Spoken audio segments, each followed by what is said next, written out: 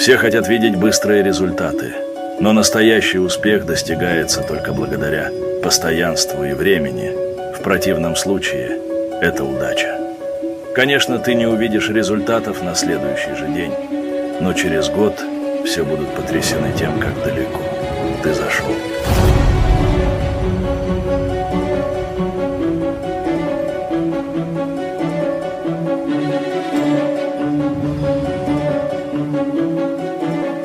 Все хотят видеть быстрые результаты, но настоящий успех достигается только благодаря постоянству и времени.